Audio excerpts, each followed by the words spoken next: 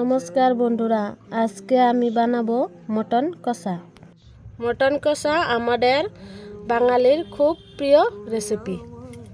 অনেকে অনেক রকমভাবে বানায়, কিন্তু আমি সহজভাবে বানাবো।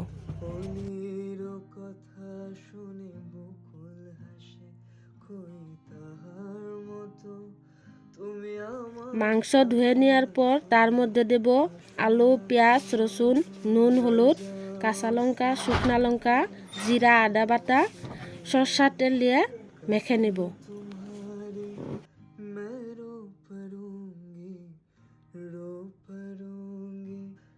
ফোড়নে দেব তেজপাতা, পেঁয়াজ, রসুন, তার মধ্যে মাখানো মাংস দিয়ে নাড়িয়ে নেব।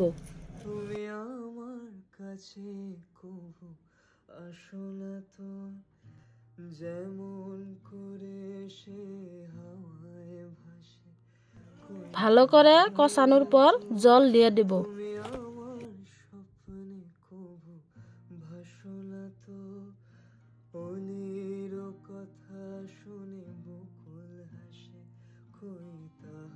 বাটা গরম মশলা দিয়ে নামিয়ে নেব।